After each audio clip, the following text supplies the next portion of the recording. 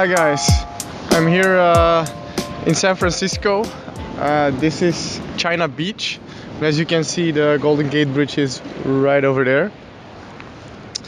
And I'm just going to have a little interview with my couchsurfing host, Sam. He's actually living the 4-hour work week lifestyle, more or less. He has a couple of businesses, and I would just like to hear him out on how he got his businesses running up, what is his philosophy behind it, and just pick his brain a little. So yeah, just come on in the frame whenever you feel like. So as we were saying before, how did you kind of like get into living the 4-hour work week kind of life? Just pass it along. Sure.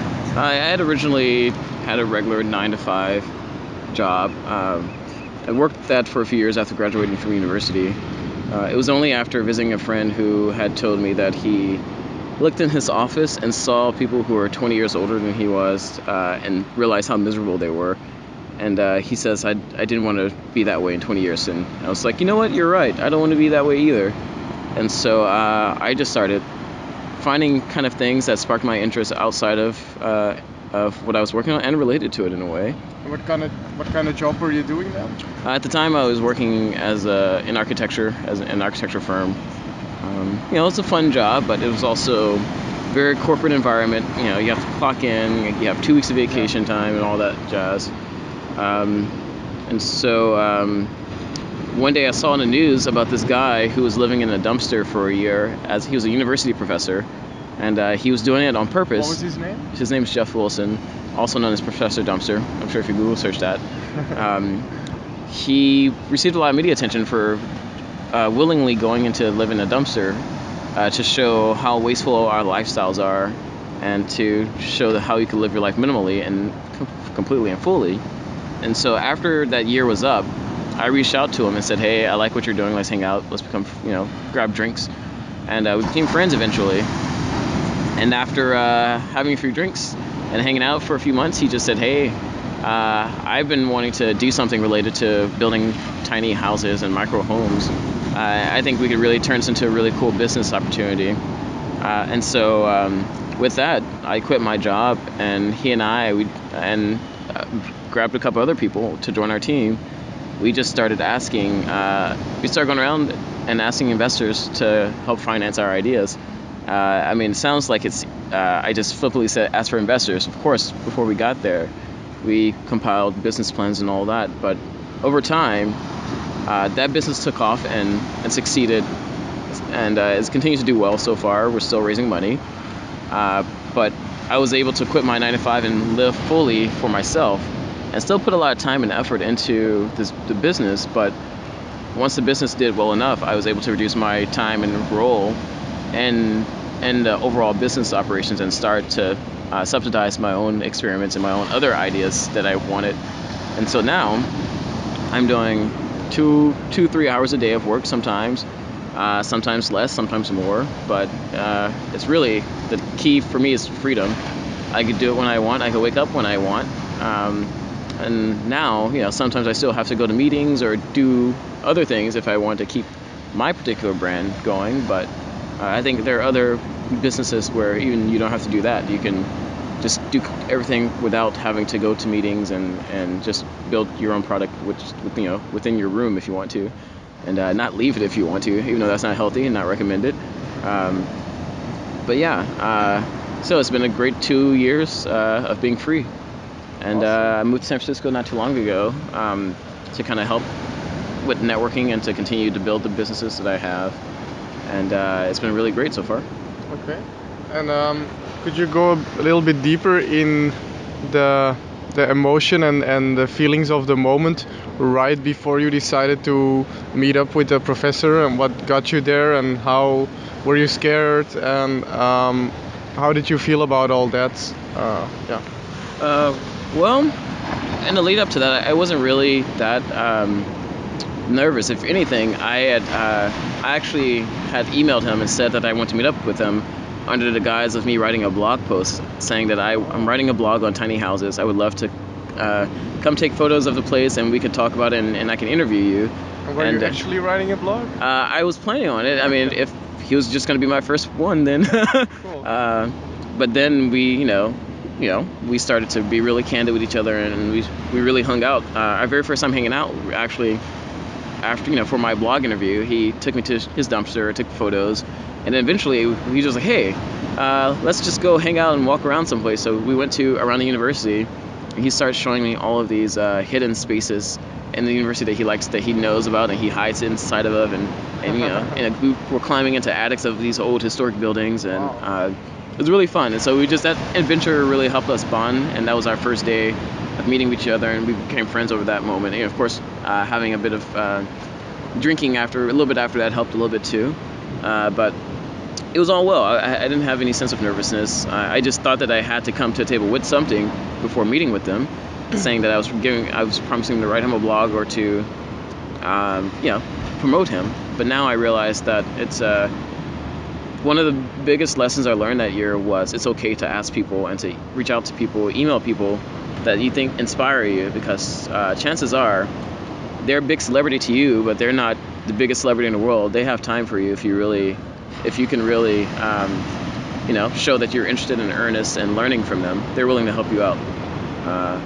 I wouldn't go into a situation looking to look like you're just wanting to use them or just to make a connection, a surface level connection. But if you can be very, very honest and really seeing that you want to learn and help them help you, you'll find that most people in these high level positions or low level positions, but people that you admire, they're willing to give you some time and hang out, and you never know, you may become friends with them and start a business with them someday.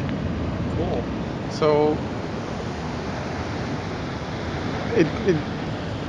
that's amazing, first of all, but it kind of like seems to come down to really being down to earth kind of person and not having too much expectations or trying to do too much, but more just, would you say you were following your gut or your heart, or how did that kind of Well, I will say that sometimes it is important to be fearless. A lot of people they let their fear consume them and prevent them from really doing what they want to do, because they think there's always something that could go wrong. And trust me, there is always something that could go wrong, but you're eliminating all the good things that can happen too.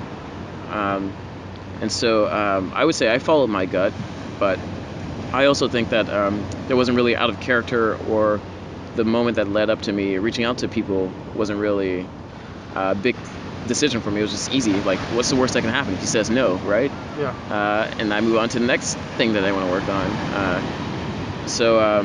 I literally had nothing to lose, and I apparently had a lot to gain from reaching out and asking to hang out.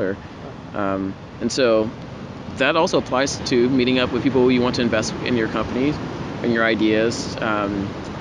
If you're not just looking for work, or you're not looking for someone a client or customer, you're looking for someone to help you build something. Yeah. And people are willing to at least give you the time of day to talk about things and to explain it, and much more willing to help finance things or help you in other ways once it's clear that you have something to bring to the table. Even if it's just an idea, that's a good idea.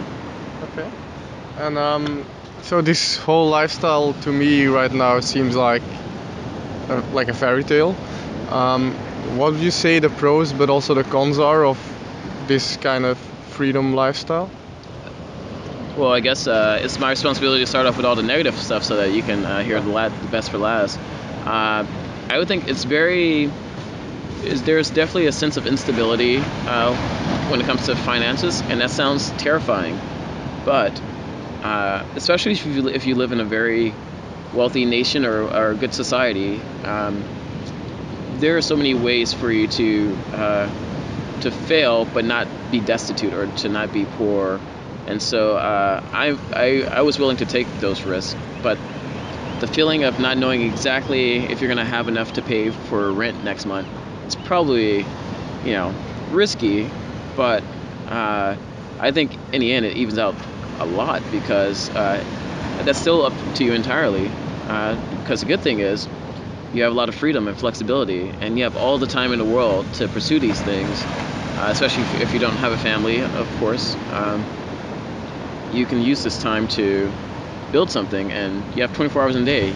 If you want to sleep in every day and to go surfing for a few hours, that's fine, and you still have time in your day to do other things to build your business. But you also could spend less time, doing some leisure things if you really think that, that you're not sure if you're going to be stable financially.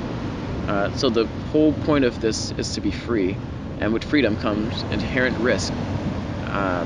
But I would say that was the worst feeling I ever got, was just not being sure if I was doing this, if this was going to pay off financially. And it sounds like a really, really big thing, but in reality, I think it pales into comparison to the benefits that I receive from taking such risk.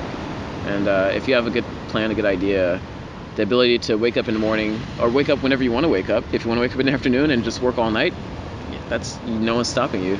If you want to take 2 weeks randomly and decide to go on a road trip or to go travel across the world, and still work on your product, because you can work online or remotely or something like that, you can do that. You don't have to answer to anyone. And so, and also it helps. It's kind of a little joke, but a lot of times people don't like doing, you don't have to worry about rush hour traffic. You don't have to worry about going to a grocery store when it's crowded, or going to bars and nightlife when there's no one else there, because you get to do things when everyone else is not doing their thing. So you can go shopping, you can go, enjoy surfing when no one else, when the beaches aren't crowded, because everyone else is doing their 9-to-5 thing. You can start to live your life and have a, low stress sort of environment, outside of that. And that's one of the things I really enjoyed about being free and being an entrepreneur. Cool. Okay, well, let's wrap it up with that. Thank Sure. you very much for this short interview. Yeah, happy to be here.